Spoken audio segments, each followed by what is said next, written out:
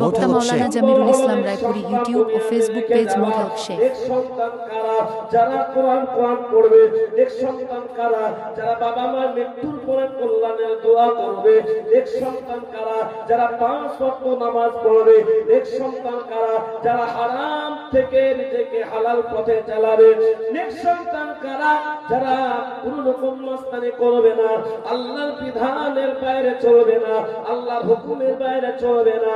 এ আল্লাহ ওয়ালারা, এক সন্তান দুনিয়াতে রেখে যাওয়া। নাম্বার 2 হলো সাদাকাতুন জারিয়াতুন, দুনিয়াতে এমন কিছু সাদকা রেখে যাওয়া যে জায়গা থেকে অটোমেটিক কবরে রেখে পাওয়া যায়। বাবা, আজকে মাদ্রাসাতে যে ছেলেগুলো পড়াশোনা করে, ছোট্ট ছোট্ট কলেজা নাটকরা, এই বাচ্চাগুলো যারা পড়াশোনা করে, 30-32টা বাচ্চা বা 40টা বাচ্চা যারা পড়াশোনা করেছে, বাবা এই বাচ্চাগুলো আপনার জন্য কি করে?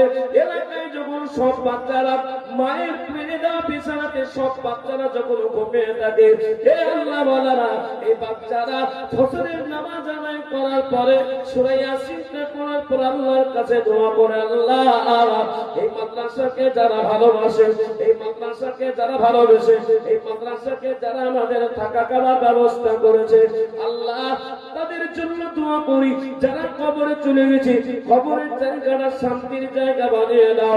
আর যারা এই জায়গা থেকে যারা মাদ্রাসাকে ভাবনা চিন্তা করে, যারা জান দিয়ে, মাল দিয়ে, বৃদ্ধি বুদ্ধি দিয়ে মাদ্রাসাকে চালাচ্ছে, আল্লাহ তুমি তাদের দুনিয়া এবং আখিরাতকে ভালো করে দাও।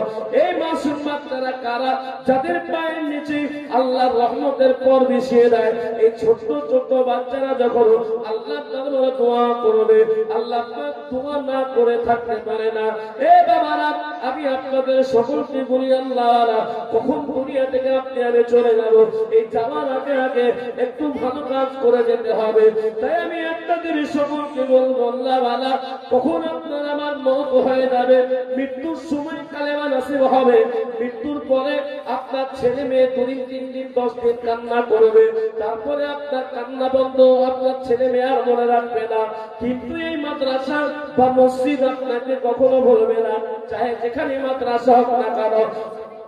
এ বাবারা, আমি আপনাদের সকলকে বলবো, এই পৃথিবীতে থাকতে থাকতে তাই ভালো কাজের সাথে আমরা জুড়ে যাই, ভালো কাজের সাথে আমরা জুড়ে যাই, মহান আল্লাহ পাক খুশি হয়ে যাবে, মহান আল্লাহ পাক রব্বুল আলামিন খুশি হবে।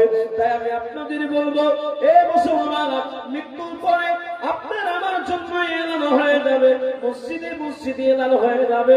কোন মানুষ মারা গেলে সুবহানাল্লাহ বলতে হয় না, আলহামদুলিল্লাহ বলতে হয়। কি বলতে হয় জোরে বল? সুবহানাল্লাহ বলতে হয় না আলহামদুলিল্লাহ বলতে হয়? মানুষ মারা গেলে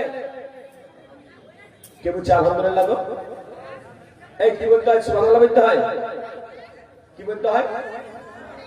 হ্যাঁ, সুবহানাল্লাহ বলতে হয়। এই ছোট্ট ছোট্ট বাচ্চা ছেলেরা তারা বলে দিতে পারে মানুষ মরে গেলে কি করতে হয়, কিন্তু কিছু বাচ্চা আছে যারা মানুষ মারা যাওয়ার পরে কে দোয়া পড়তে পারে না। মানুষ যখন মৃত্যুবরণ করে, মসজিদে যখন এলানো হয়ে যায়, পরে অমুক গ্রামের অমুক জন মারা গেছে, শোনা মাত্রই পড়তে হয় ইন্না লিল্লাহি ওয়া ইন্না ইলাইহি রাজিউন। এ বাবারা, বাতকানা শুরু হয়ে যায়, কাফন আনা শুরু হয়ে যাবে, গ্রামের মানুষরা একত্রিত হয়ে যায়। সকাল 9:30 বাজতে বাজতে কাফন করে দিলে, গোসল করে দেওয়ার পরে ইমাম সাহেব 4 তকবীরের শেষ জানাজার নামাজটা পড়িয়ে দিই। আপনাকে আমাকে আর এই দুনিয়া রাখবে না, একটিবার ভাবুন, ওইখানে বেড়া দেবে না, ঝকুমিকে বাড়িতে রাখবে না, আপনার কোন রকম কোন জায়গায় আপনাকে আর রাখবে না, মেয়ে রাখবে না, বেটা রাখবে না, স্ত্রী পাশে থাকলেও স্ত্রী আপনার রাখবে না। এ বাবা, আপনাকে আমাকে যখন কবরে কিছু নিয়ে আসবে, 3 মুষ্টি মাটি দিয়ে ওই কবর থেকে আসতে মানুষ না দেরে, কিন্তু মুনকার নেকির ফেরেশতা আসতে দেরি করবে না। মহান আল্লাহ পাক রব্বুল আলামিন নবী বলেন, ওই মুনকার নেকির ঋষি আপনার আমাকে আপনাকে আমাদের ঠিকটা প্রশ্ন করবে, মাতা রব্বুকা, তোমার রব কে চেনা বলো? একবার চলে বলুন, আমাদের রব কে? চিল্লায় বলো, রব কে? নাম্বার 2 প্রশ্ন করবে, মাদিনুকা, তোমার ধর্ম কে চেনা বলো? তোমার ধর্ম কি? জোরে বলো। ইসলাম। নাম্বার 3 জিজ্ঞাসা করবে মান নবিয়ুকা, তোমার নবী কে ছিল বলো। আমাদের নবীকে যারা বলেন হযরত মুহাম্মদ সাল্লাল্লাহু আলাইহি ওয়াসাল্লাম।